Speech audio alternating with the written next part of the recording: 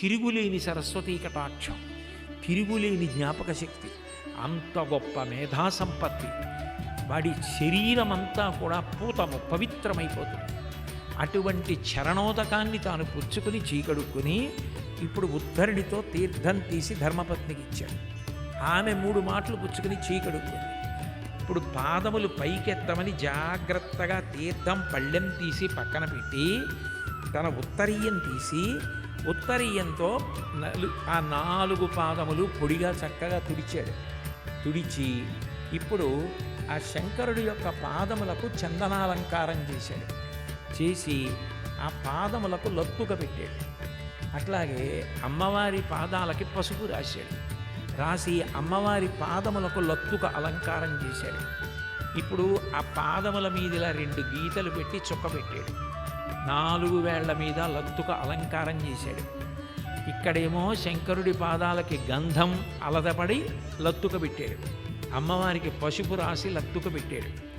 ఇప్పుడు ముందు తెల్లటి బియ్యపు గింజలు వేసి తర్వాత అమ్మవారి పాదాల మీద పసుపు, కుంకం, అక్షతలు పూజ చేశాడు. ఆ పాదాల వంక చూసి పొంగిపోతున్నాడు. ఎంతసేపు పట్టింది? నేను నోటితో గబగబా చెప్తేనే ఇంతసేపు పట్టింది.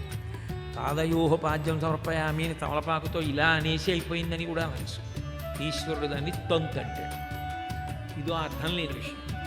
పూజ అనబడే గొప్ప నటన.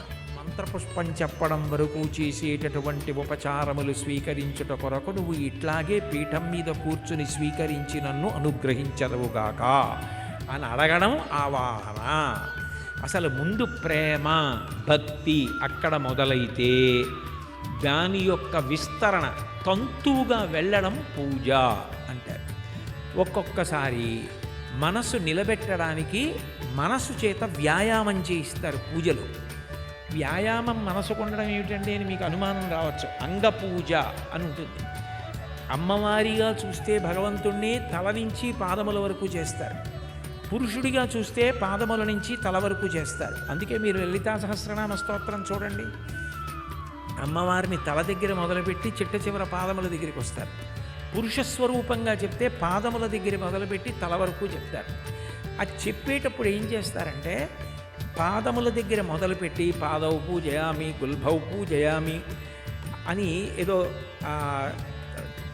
జానుని పూజయామి, కటిం పూజయామి, నాభిం పూజయామి, ఉదరం పూజయామి, వక్షస్థలం పూజయామి, భుజౌ పూజయామి, హస్తౌ పూజయామి, కంఠం పూజయామి, చుబుకం పూజయామి, ఓష్ఠే పూజయామి, నాసికాం పూజయామి, నేత్రే పూజయామి, లలాటం పూజయామి, కర్ణౌ పూజయామి, శిరః పూజయామి, సర్వాణ్యంగాని పూజయామి అంటారు.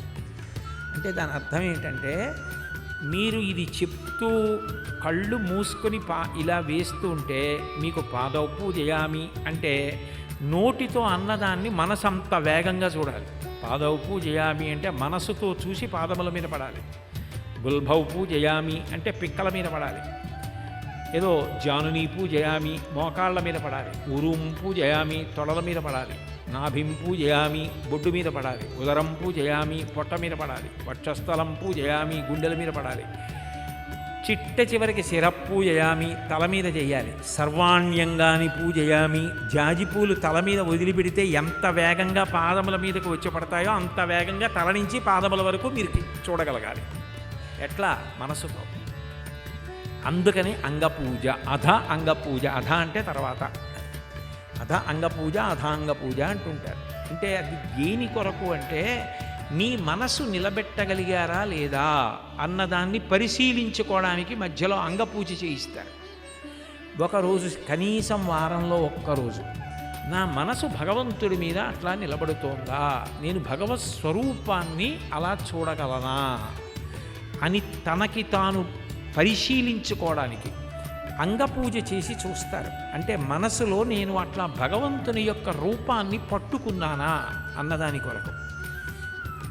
అదే మనసు డస్సిపోతుంది. దానికి ఉన్న లక్షణం ఏంటంటే మీరు చెప్పిందే దాన్ని చేయమన్నారు అనుకోండి, దానికి చాలా బాధ. దానికి ప్రీతి ఉంటే చేస్తుంది. ప్రీతి ఉందనుకోండి, పాదయోహ పాద్యం సమర్పయామి అంటే ఇందాక ఎంతసేపు చేసింది అంతసేపు చేస్తుంది. అలాగే హస్తయోహో అర్ఘ్యం సమర్పయామి. అర్ఘ్యం వేరు, ఆచమనీయం వేరు. అర్ఘ్యం అంటే చేతి మీద నీళ్లు పోస్తారు. ఎందుకు పోస్తారు అంటే ఇక అంతకన్నా గొప్ప పూజ లోకంలో ఇంకోటి లేదు.